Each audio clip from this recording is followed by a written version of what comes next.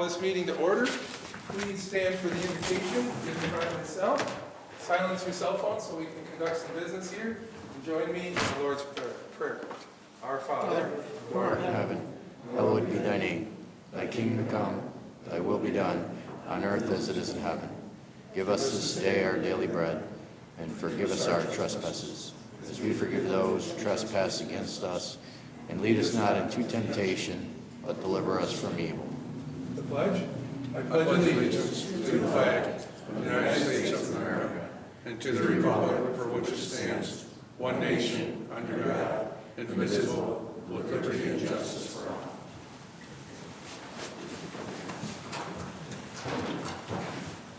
Any public comments?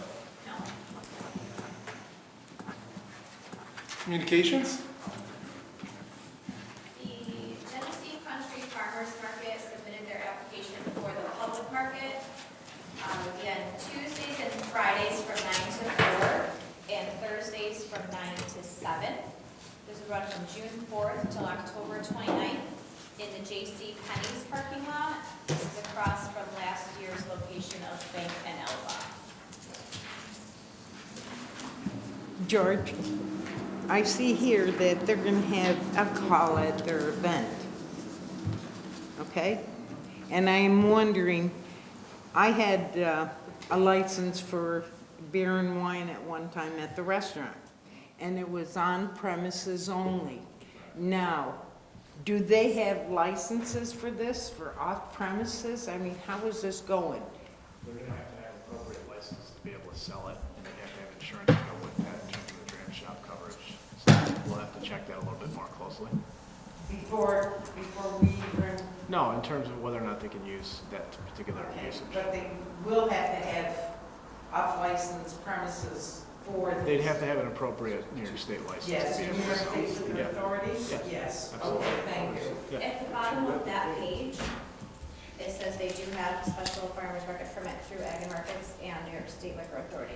Who has it, this lady, or is it individual people that have it? Because there's a difference here. I don't know specifically who has it. I would assume the farmers market.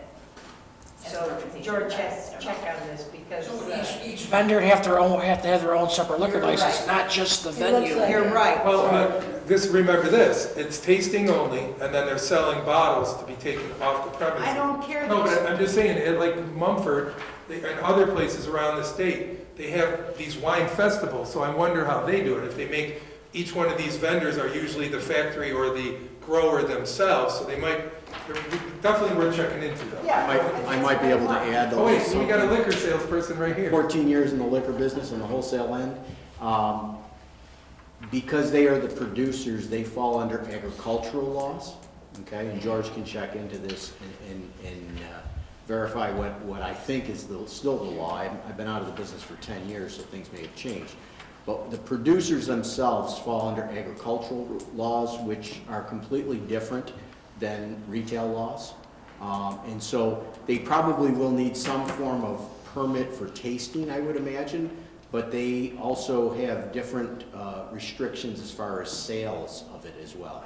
There's Just no like doubt. if you go to a winery in the Finger Lakes on a Sunday, they're able to sell it to you direct from the winery. So George can check into it, but I think the farmer's market falls under, these vendors will fall probably under that agricultural. Well, I want him to make sure. Right. I mean, Right. you know, I wouldn't want the city to be responsible for anything, all right?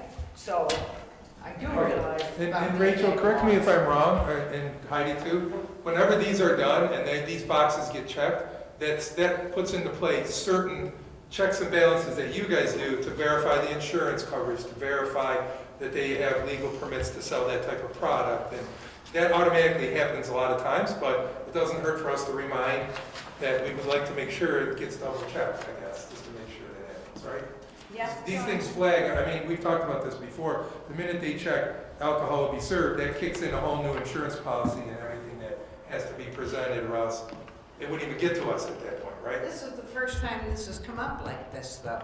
I want to think they were selling wine in the past, because my wife has bought wine there before. Didn't they have a beer tent though one time? One of the That was. groups? That was a separate, that was BATAVIA. Yeah, Right, right. but they were selling alcohol, right?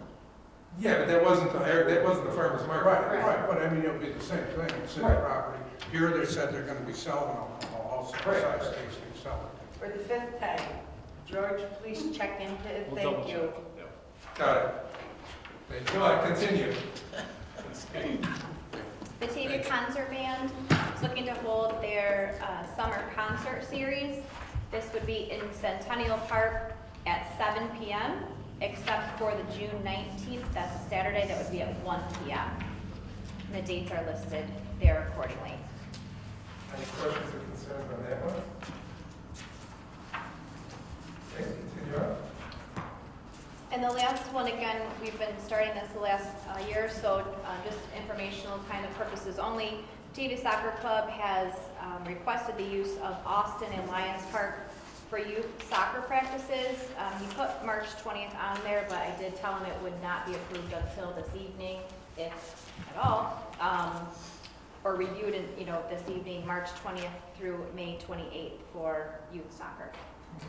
And I have one question on the market real quick. What happens if Penny's, is that gonna affect Penny's if they decide to, somebody else opens that up into another business? Will that affect parking there, or is it gonna be mostly along the Bank Street area? So the area it's in is, there's a drive-through on Bank Street Right. here. So if you go one, there's car traffic that comes here, so it'll be the whole lot, like that square right there to there on these certain days and times, but there'll be plenty of parking still right up on Elva, across the street on Elva, and in the remainder of the parking lot.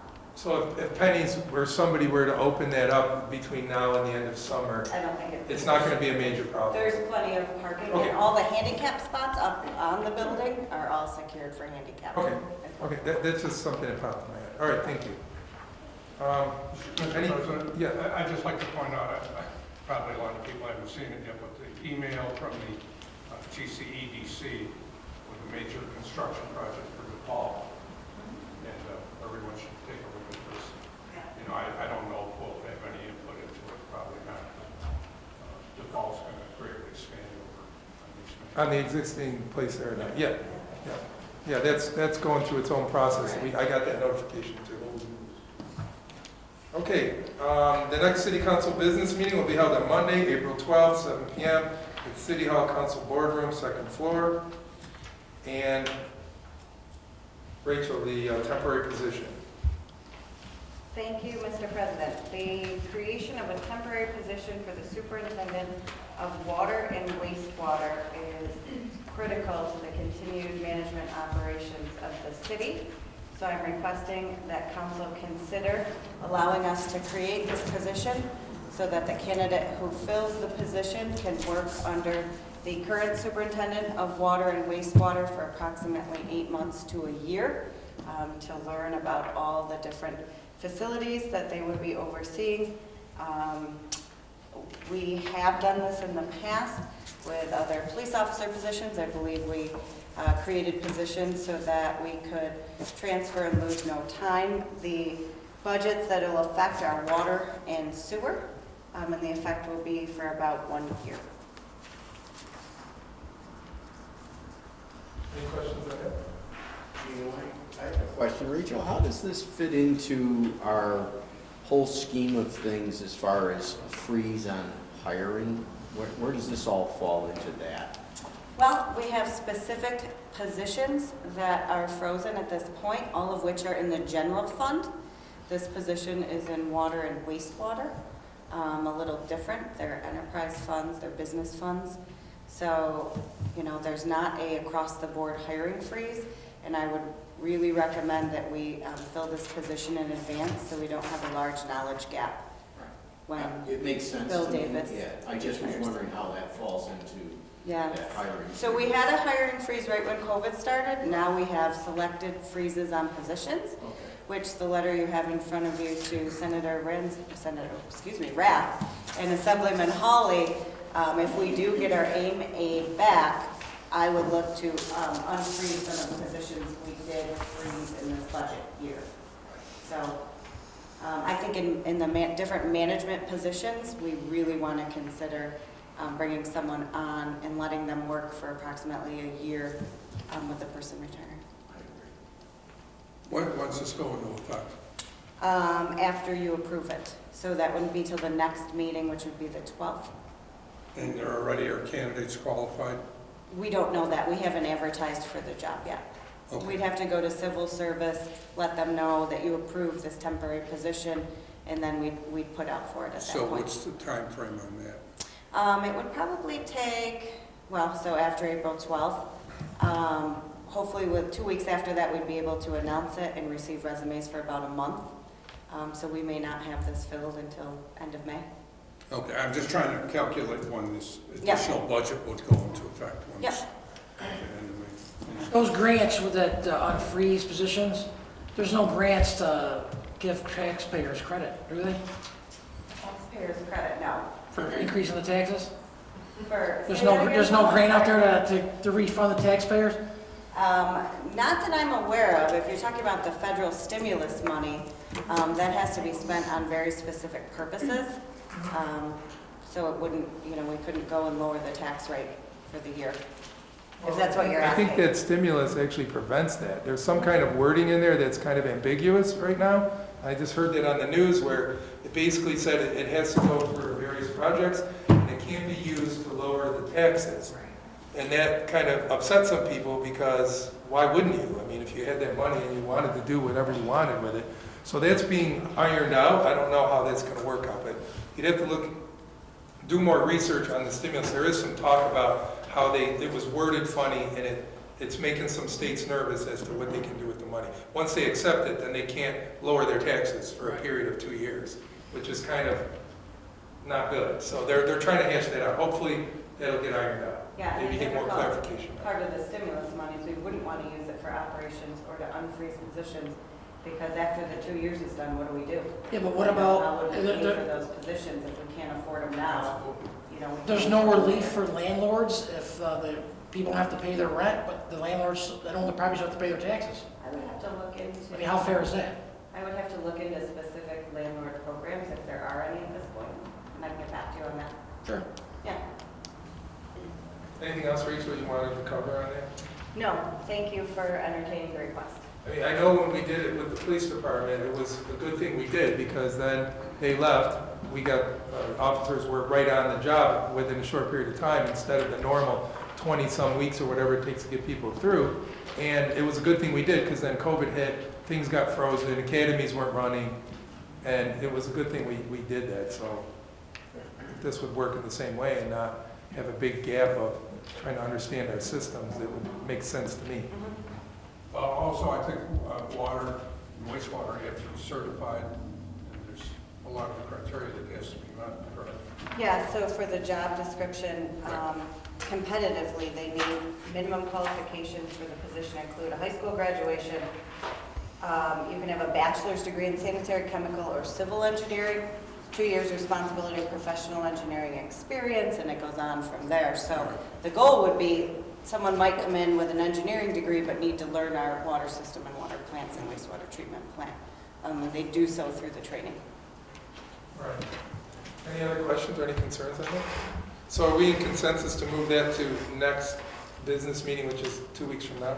Yes. Yes. Okay. The AARP College or Challenge Grant application for the community garden.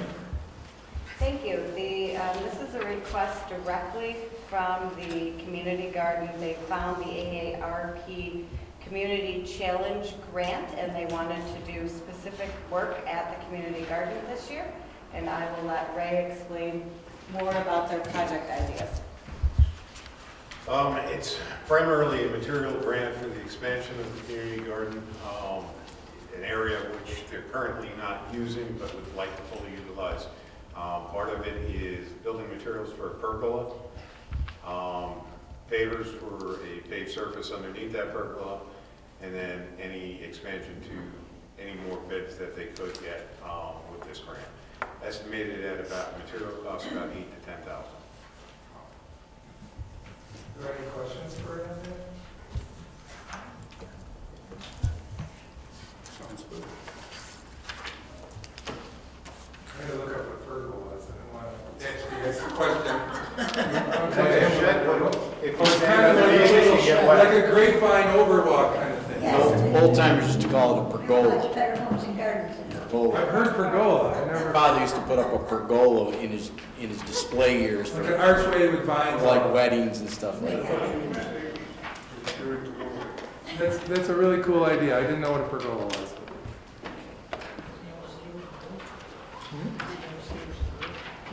That's wrong, pergola. Any other questions on that? So we're in consensus to move that to the next business meeting? Yes, we are. Would you please take us into the Certainly are. Just one thing, I discussed it with you, but where do we stand on the parade? You know, we're 2 months to go. There's some funding would be required and for street closures and that sort of thing. Ray's already applied for a permit, but I want to know if I should proceed or not. Well, Bob, we just had a casual conversation when we were doing signatures the other day, and now that we're here, we can talk about it. Apparently, you know, we have the freeze on all, No, we included the funds for the parade. oh, you kept that in the budget? Okay, because I thought everything was frozen. So that's good, because originally we were trying to find, where would we find the money to cover it? Right, and DOT has said it's allowed as long as there's a plan. The bid had a plan acceptable to DOT that could be mirrored for their winter parade, which they didn't end up having because numbers were going up. So I don't see any reason why not to plan for it and get the application in. Well, I need council's blessing to move forward with it. That's all. I think that's a great idea. I mean, Yep. We could probably use a parade fund now. it honors our veterans. Miami. and- Yeah, well, I'll use So I guess, Bob, we can't, we're not voting on this, it's already in the budget, but the consensus, I would think, is yes, move forward with it. I will be there and help any way I can on the motorcycle, whatever you need, so. Thank you. Anyone else have any questions on that? Okay, executive session, please. Whereas Article 7, Section 105, 1F of the Public Officers Law permits the legislative body or municipality to enter into executive session to discuss the medical, financial, credit, or employment history of a particular person or corporation, or matters leading to the appointment, employment, promotion, demotion, discipline, suspension, dismissal, or removal of a particular person or corporation.